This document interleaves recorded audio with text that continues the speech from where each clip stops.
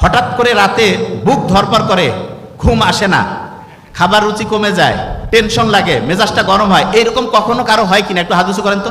ও very nice. এবং যাদের হয়েছে তারা প্রত্যেকে মানুষ, যারা হয়নি মহা মানুষ। সবারই হওয়ার কথা, হয় না? এতগুলো প্রবলেমের একটা হবে না, হওয়ারই কথা।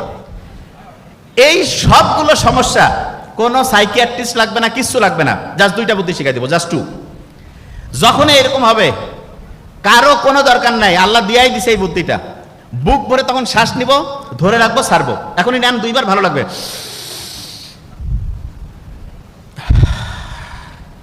আরেকবার নিব। কারণটা কি সেটা বলি। আমাদের ব্রেন থেকে শুরু করে সারাটা শরীর না শান্ত হইলে ভালো কাজ করে, আর দ্বিতীয় যেটা সেটা হচ্ছে অক্সিজেন পাইলে ভালোভাবে কাজ করে। আপনি যখন বুক ভরে শ্বাস নিয়েছেন তখন ঠিকভাবে সবগুলো কোষ অক্সিজেন পাইছে, এবং এই কারণে আপনার দেহের প্রত্যেকটা অংশ খুশি হয়েছে। আপনি ক্ষুধার্ত থাকলে যখন খাবার দেয় মনটা খুশি হয় না? ঠিক তেমনি করে যখন আপনি বুক ভরে এরকম শ্বাস নেন, শ্বাস ছাড়েন, তখন প্রত্যেকটা কোষ ঠিকভাবে অক্সিজেন পায় এবং মনটা চাঙ্গা হয়। এটা নাম্বার ওয়ান। নাম্বার টু যেটা সেটা শুনেন। আল্লাহর রহমতে ঢাকা ইউনিভার্সিটির এখানে তো প্রচুর সবুজ গাছপালা, ক্যাম্পাসটা অসাধারণ। ডিপ্রেশনে আছে, অ্যাংজাইটিতে আছে, ঘুম হয় না, মেজাজ খিটখিটে, এইরকম লোকজনদের যখন ট্রিটমেন্টের জন্য আমাদের ডক্টরের কাছে আসে, আমরা তাদের যতগুলো ওষুধ দেই সেই ওষুধগুলো একটা জিনিস করে কি, সেটা প্রধানত ব্রেইনের মধ্যে সেরোটোনিন বাড়ায় দেয়। কি বাড়ায় দেয়?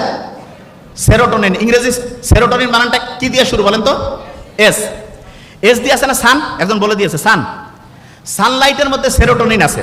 আপনি ওষুধ টাকা দিয়ে ফার্মেসি থেকে কিনে খাবেন, বহু সাইড ইফেক্ট আছে। সূর্যের আলোর নিচে, গাছের নিচে যে একটু খালি পায়ে হাঁটবেন, বিশ্বাস করেন, বিশ্বাস করেন, আল্লাহর রহমতে আপনার ডিপ্রেশন, অ্যাংজাইটি, ঘুম হয় না, এগুলো সবগুলোর 90% থেকে 95% প্রবলেম নাই হয়ে যাবে ইনশাআল্লাহ। কি বুঝতেছেন? আচ্ছা, তাহলে আমি দুইটা বুদ্ধি দিয়েছি। প্রথম বুদ্ধিটা কি? বুক ভরে শ্বাস নেওয়া। দ্বিতীয় বুদ্ধিটা রোদে গিয়ে খালি পায়ে হাঁটতে হবে। ঠিক আছে? আচ্ছা।